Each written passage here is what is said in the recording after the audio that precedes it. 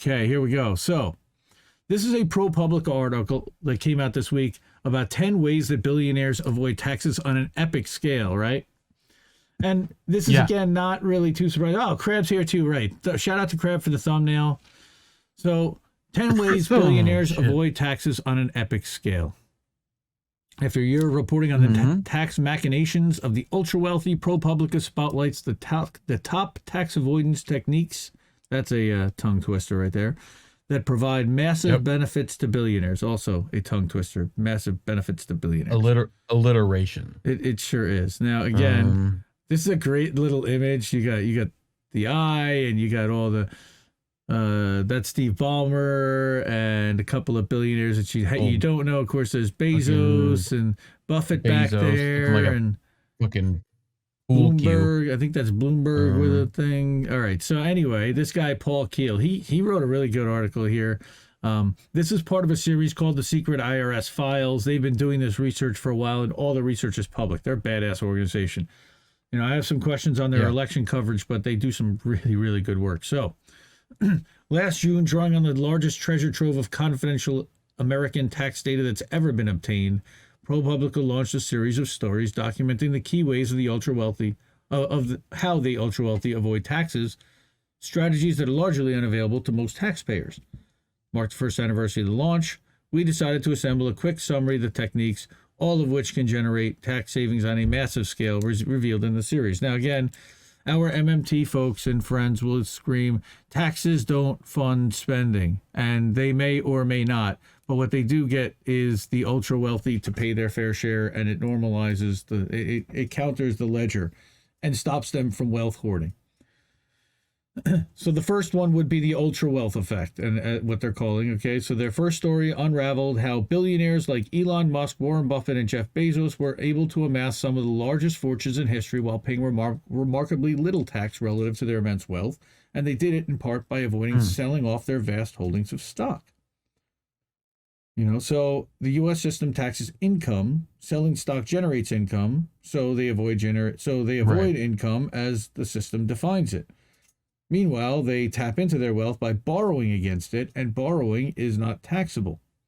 Buffett said he followed the law, and he preferred that his wealth go to charity.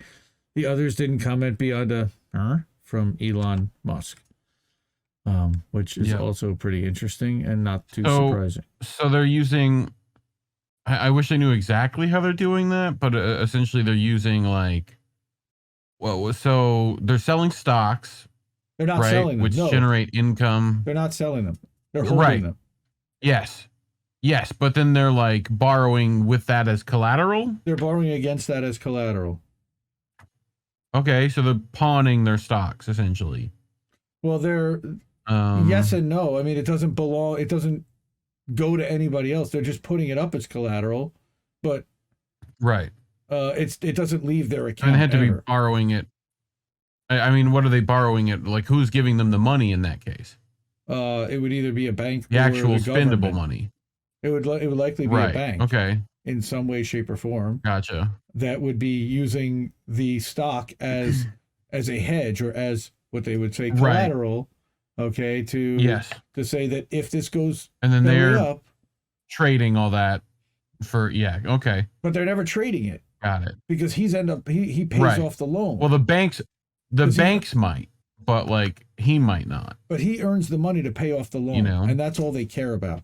Right. Is that he has assets that can be used and seized if he can't make the loan, but as long as he makes the payments, they don't really care. So that's one way, and he doesn't pay any tax. Actually, it's a deduction to pay off loan, and especially interest on certain loans. So then there is the $5 billion IRA, and this is a name that we've seen quite a bit come up lately. All right. Other billionaires use less conventional ways to avoid income, we found. Tech mogul Peter Thiel, founder of Rumble, and also co-founder, one of the founders of Facebook, or one of the people who took it public and mass market. He amassed a $5 billion Roth IRA, a type of account that shields income from taxes and is intended to help low and middle class savers prepare for retirement. Back in 1999, Thiel stuffed low-valued shares of a company that would become PayPal into the account a maneuver tax lawyers said risked running afoul of IRS rules. And it's not clear if the government ever challenged the move. He did set himself up to reap billions in untaxed gains, though he did not respond to questions for the original article. He also likely is not age 65 or 66 at this point where he can even touch the money yet without penalty.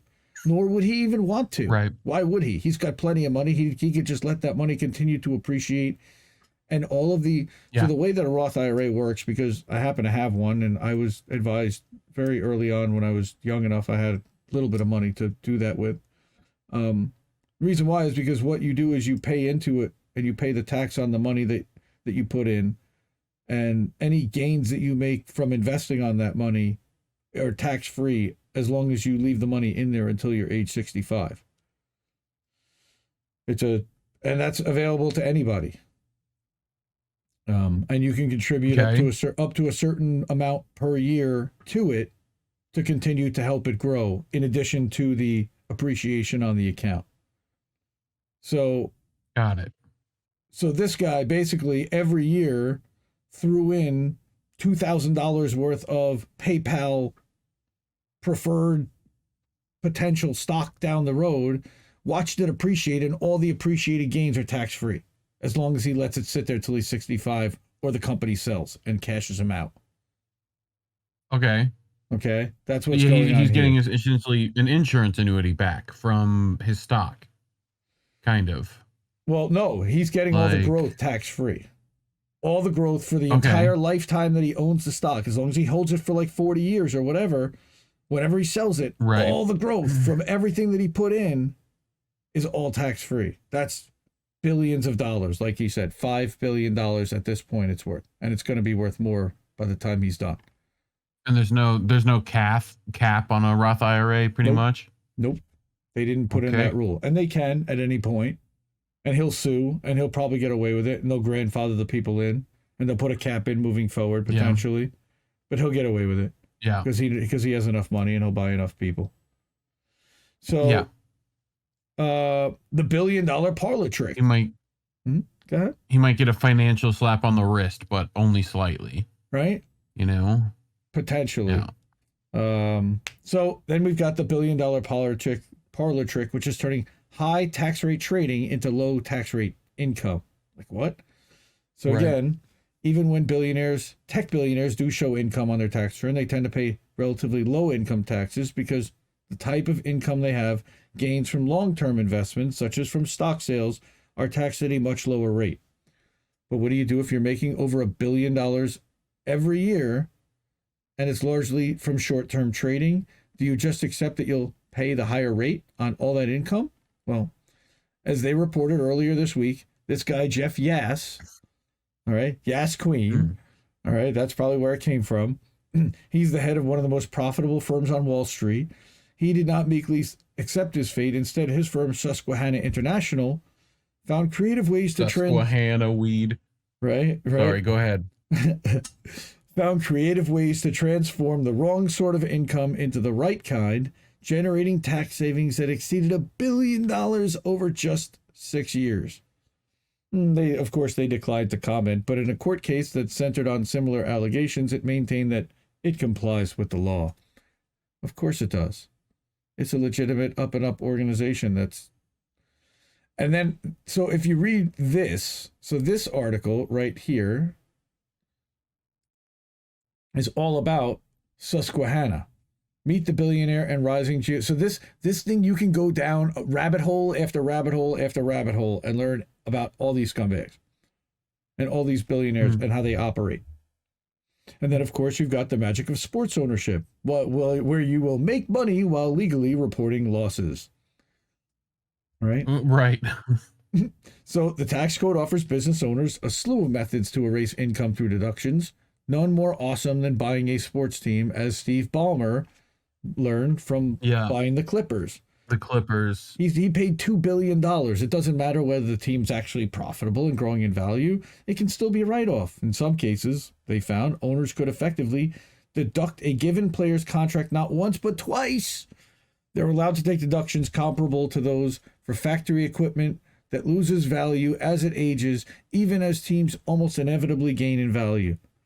That's one reason owners tend to pay far lower tax rates than the athletes they employ, or even the people serving beer in the team's stadium.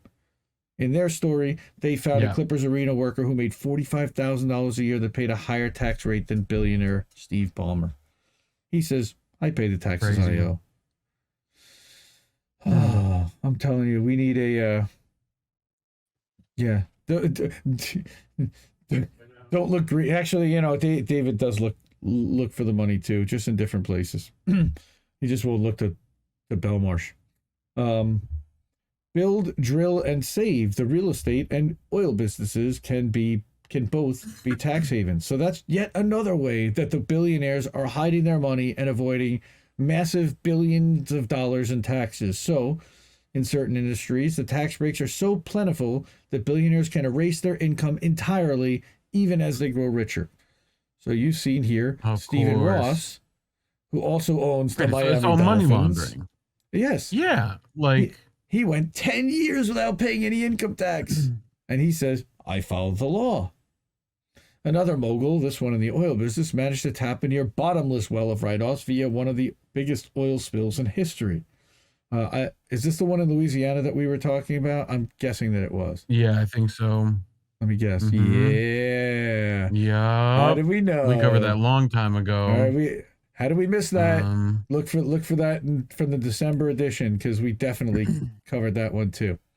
All right, so yeah, we covered that on How Did We Miss That? So yeah, but as it turns out, she bought a company, and that company had done the spill, and she had basically taken out, or her husband bought it, then he died, they had taken on the liabilities. It was a whole mess, and nobody wanted to deal with it.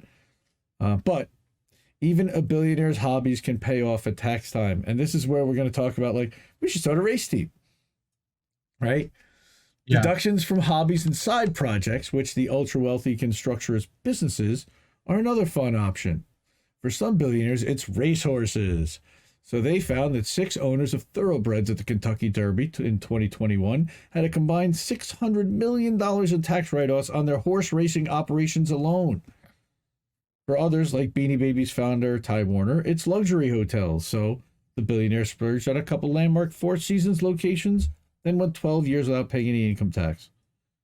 Representatives for Warner did not respond to requests for comment, but I can guarantee you that they would say he followed the law. He followed the law. He followed the law. Are we seeing a theme here?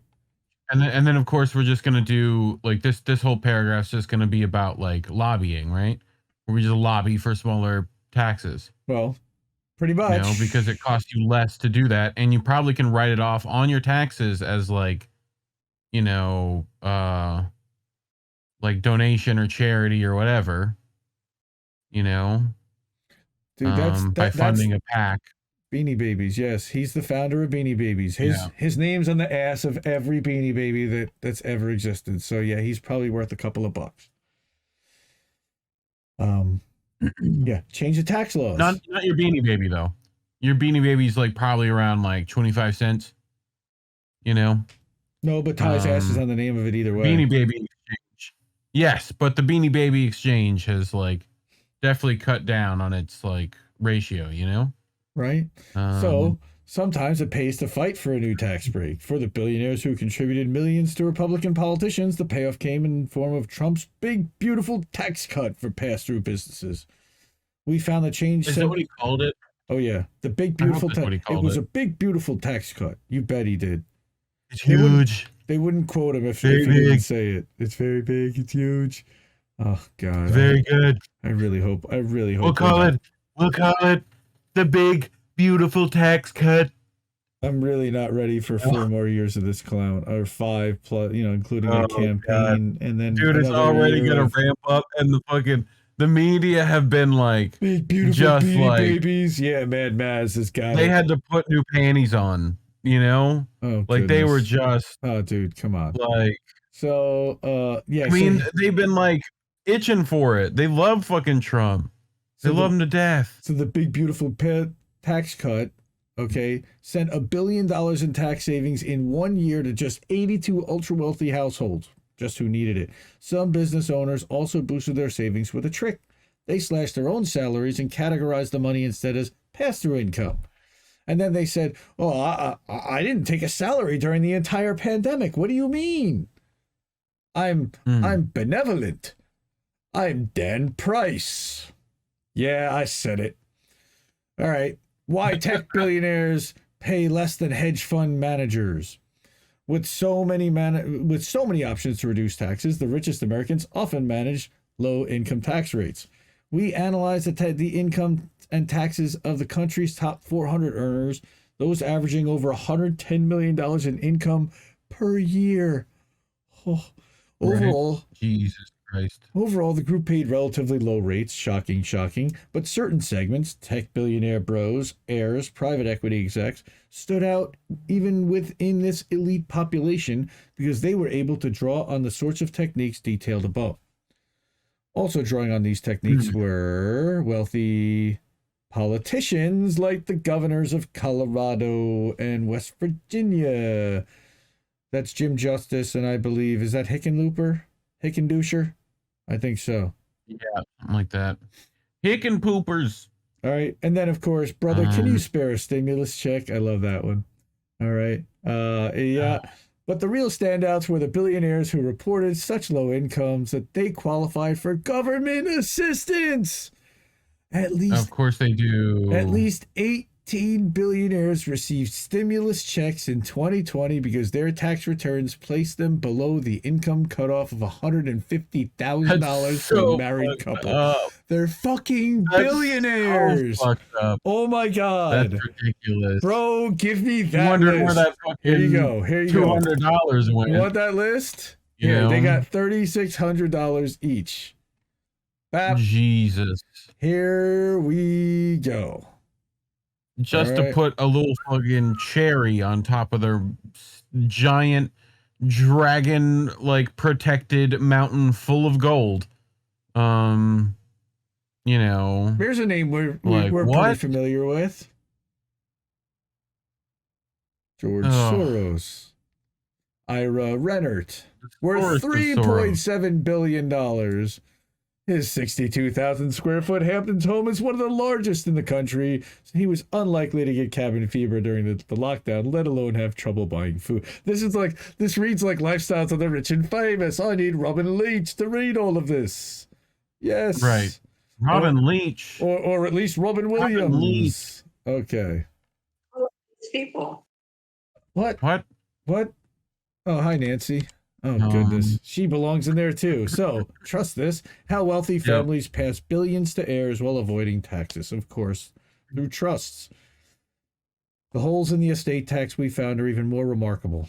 There are well-worn ways to make sure Uncle Sam doesn't get a cut of a fortune being passed on to heirs. And this fortune, and the most common is through a trust. How common, no one can say, but we found evidence that at least half of the nation's 100 richest individuals had used estate tax dodging trusts. In another story, we followed 3 century-old dynasties down through the generations, showing how they've used trusts to avoid taxes.